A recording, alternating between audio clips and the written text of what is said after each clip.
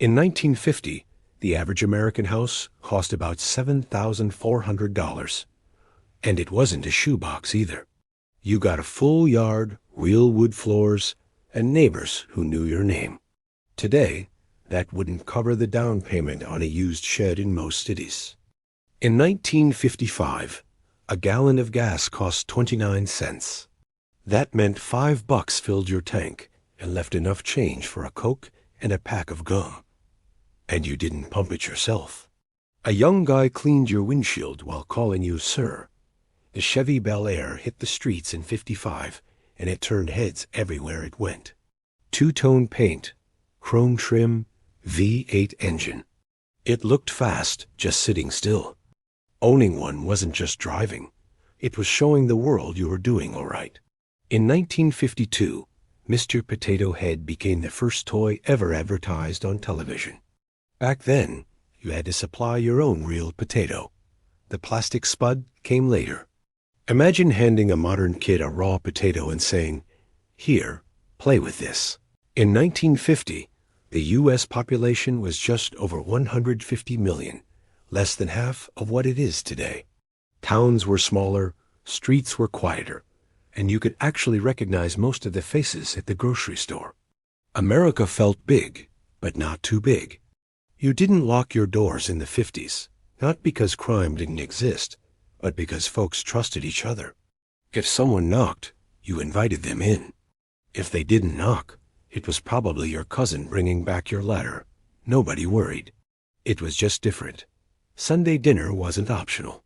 The whole family showed up. Grandparents, cousins, the noisy uncle who told the same story every week. Roast beef, mashed potatoes, a Jell-O mold no one liked, but everyone took a scoop of anyway. It wasn't about food. It was about time. Drive-in theaters were at their peak in the 50s. You pulled up in your car, hooked the speaker onto your window, and watched a double feature under the stars. If you were lucky, the snack bar popcorn wasn't burnt. And maybe she held your hand. The TV dinner was invented in 1953. It came in a foil tray, cost 98 cents, and promised a full meal with 0 dishes. Families loved it, but no one called it processed food. Back then, it was just convenient and kind of exciting. In 1954, the first color TV went on sale, but they were expensive, about $1,000, nearly $10,000 today. Most folks stuck with black and white. And when someone in the neighborhood did get a color set, half the block came over. The interstate highway system didn't exist until Eisenhower signed it into law in 1956. Before that, road trips were a real gamble. You needed paper maps, extra tires, and patience. If your car broke down in the middle of nowhere, well, hope you packed sandwiches. Elvis Presley released his first single, "That's All Right," in 1954. Back then, some folks thought his dancing was scandalous. Too much hip, not enough gospel. But for teenagers, he was electric. He didn't just sing. He shook up the whole country one vinyl at a time. Milk came in glass bottles on your front step, delivered by the milkman in the early morning. You heard the clink of bottles and knew the day was starting. And if you were lucky, Mom let you peel the little paper lid off before breakfast. Every kid had a red radio flyer wagon or wanted one. It hauled everything: toys, pets, groceries, siblings, whatever. And when it rained, you flipped it over and turned it into a pirate ship, a fort, or a turtle shell. Imagination was the only upgrade. The average American family had one car, one TV, and one bathroom. And yet somehow, everyone made it work. Siblings fought over the remote. Well, the dial, and taking turns wasn't optional. It was just part of growing up. The average annual salary in 1950 was around $3,200. And guess what? That actually went a long way. You could buy a home, raise a family, and still have a vacation once a year, even if it was just to Grandma's place. School lunches in the 50s weren't pizza pockets and chocolate milk. You got meatloaf, peas, a scoop of mashed potatoes, and a tiny carton of milk. And you ate it without complaining because the lunch lady looked like she bench-pressed sacks of flour for fun. In the early 1950s, television antennas popped up on rooftops across the country. Families climbed onto the garage with a wrench and a prayer, trying to aim it just right. One turned too far, and you got static. Just right. Crystal clear. I love Lucy. If your mom needed bread in the 1950s, she didn't check an app. She sent you. Grocery stores were small, neighborhood places, and everyone knew your name. You handed the clerk $1, got a loaf of bread, some milk, and change back. In 1950, most TVs had screens the size of a dinner plate and weighed as much as a small refrigerator. No remote, no pause button. If you wanted to change the channel, you had to get up, and Dad always made you do it. The first Waffle House opened in 1955 in Georgia. It was tiny, cheap, and open 24/7. Truckers, teenagers, and early risers all found a home at the counter. It didn't matter who you were. If you liked waffles and coffee, you had a seat. In 1953, the first successful open-heart surgery using a heart-lung machine was performed. It sounded like science fiction, stopping the heart, fixing it, and starting it again. But it worked, and it changed what doctors believed was possible. House keys were shared with neighbors when you were going out of town. You gave yours to the Johnsons next door so they could feed the cat. No alarms, no cameras, just trust. And maybe a pie waiting on the counter when you got back.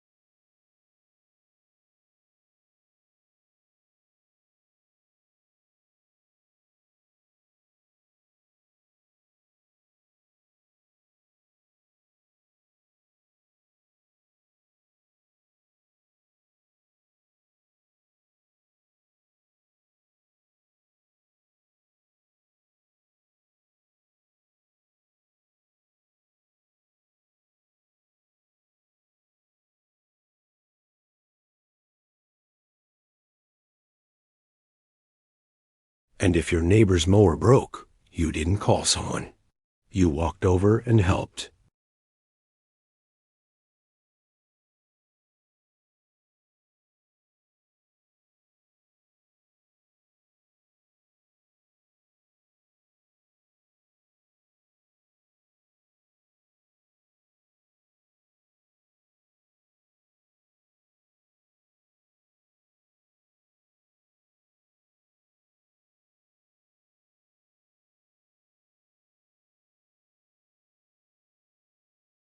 It wasn't fancy, but it was freedom. The neighborhood barber shop was where stories were told, hair was cut, and secrets were half whispered under the buzz of clippers. You didn't need Yelp. You needed Lou, the guy who been cutting your hair since Eisenhower got elected and still charged $2. There was no GPS.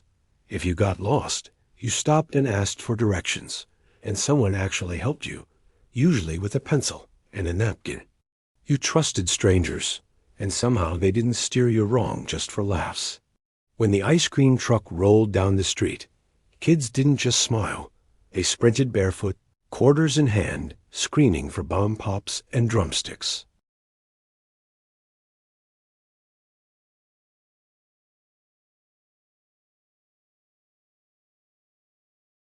Back then, high school shop class meant you actually learned something useful. Welding, woodwork, engines, the good stuff.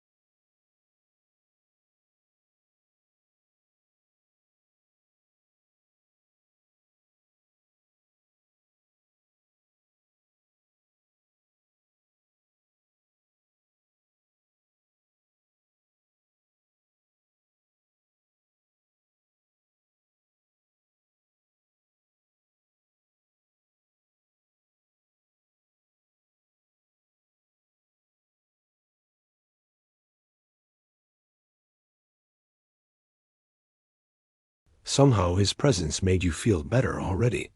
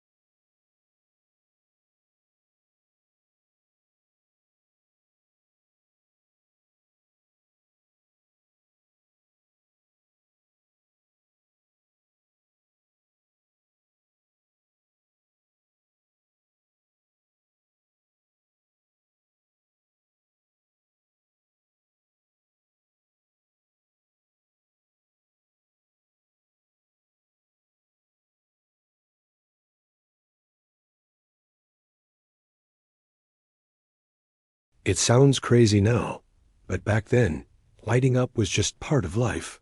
Even your boss smoked at his desk. Kids respected their teachers, or at least feared their rulers. Discipline wasn't up for debate. You stood when called on, said, "Yes, ma'am," and you didn't talk back unless you wanted your ears boxed and a note sent home, which you definitely did not want. You didn't throw things out. You fixed them. Radios got new tubes. Shoes got new solace. Toasters got rewired. There was pride in keeping things running, not because you were cheap, but because you could. And when something finally broke for good, you mourned it. A man with a briefcase and a hat was just part of the morning scenery. He kissed his wife goodbye, caught the 8:15 train, and worked downtown. It wasn't glamorous, but it was stable. And every evening he came home like clockwork, tired but proud. The Jell-O salad was in its prime. Lime Jell-O with cottage cheese, fruit suspended in meter like it defied gravity. Maybe even some shredded carrots for texture. Nobody liked it, but everyone ate it because it was polite and because it was tradition. When neighbors had a baby, everyone showed up with a casserole and a hand-me-down crib. No registries, no wish lists, just people helping people. The new dad was expected to hand out cigars, and the new mom didn't leave the house for a week. Roller skates had metal wheels that sounded like thunder on the sidewalk. You tightened them with a skate key that hung on a string around your neck.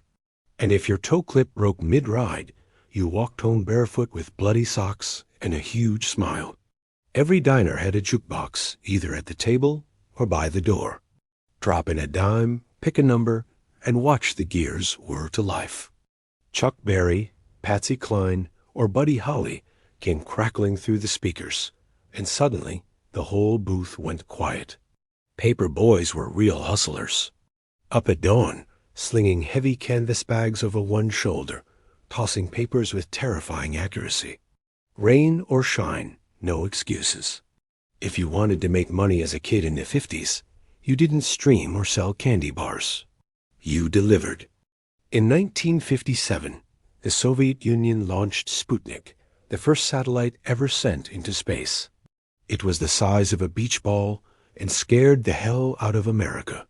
Suddenly the space race was on, and kids in the U.S. started hearing the word science a lot more at school. The average movie ticket in 1950 cost just 48 cents. For under $1, you got a seat, popcorn, and maybe a cartoon before the film. No pre-booking, no scrolling trailers. You just showed up and watched whatever was playing, and it was usually great.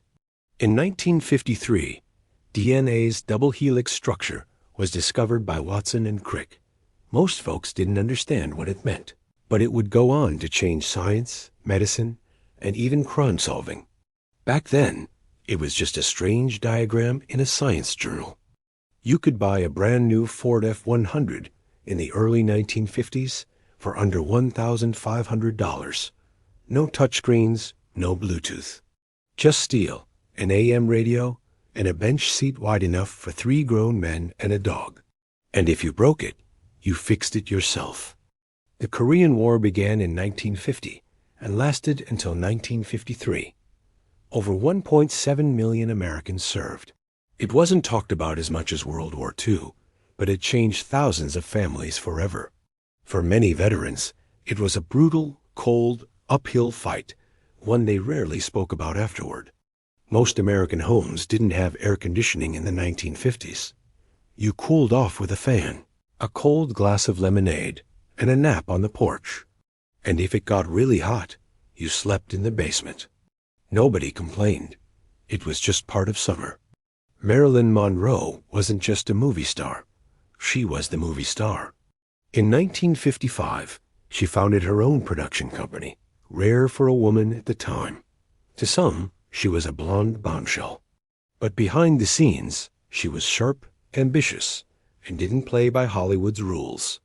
Most homes had one bathroom, usually pink, mint green, or baby blue. The toilet, tile, all pastel. And if you had 3 kids in one tub, bath night was a military operation. Oldest first, youngest last, same water. In 1958, the microchip was invented. At the time, no one outside a lab cared much, but it laid the foundation for computers, phones, and just about everything we use today. Back then, people were still more amazed by the automatic garage door. American Bandstand debuted nationally in 1957, hosted by a clean-cut guy named Dick Clark. Teens danced in saddle shoes and poodle skirts while parents frowned from the kitchen. It wasn't just a music show. It shaped what cool looked like across the whole country. If you wanted to cool off in summer, you didn't go to a luxury gym. You went to the community pool if your town had one. Chlorine strong enough to bleach your hair. Lifeguards with zero patience. And somehow, every kid still cannonballing into the deep end. In 1958, the hula hoop hit shelves and sold 25 million units in 4 months. Kids spun plastic rings in driveways, parks, and schoolyards until they were dizzy. Neighborhood contests popped up overnight. Parents tried it after dark and usually threw out their backs with a smile. Homemade ice cream wasn't just a dessert. It was an event. You poured in the rock salt, Cranked the heavy metal handle until your arms gave out, and prayed it set right. When it finally did, coldest, creamiest thing you ever tasted. Nothing from a store could compete. Rock and roll didn't just appear. It exploded. Chuck Berry, Little Richard, Elvis.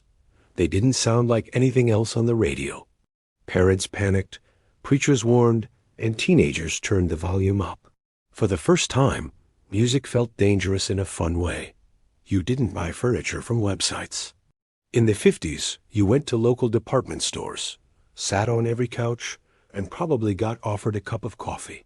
The guy who sold it to you lived 2 streets over, and if something broke, he'd help fix it. McDonald's started franchising in the 1950s. The original menu had 9 items, including a 15-cent hamburger and 10-cent fries. No apps, no delivery. You walked up to a window, paid in coins, and ate on the hood of your car, and it was perfect. House calls from salesmen were normal. Vacuums, encyclopedias, brushes, you name it. These guys wore suits, smiled wide, and gave live demos right in your living room. Sometimes Mom bought something, sometimes she didn't, but she always poured them a cup of coffee. It was just the polite thing to do. In 1959, Hawaii became the 50th state. To most Americans, it felt exotic and far off, beaches, volcanoes, hula skirts. Suddenly, postcards from paradise started showing up in mailboxes across the country.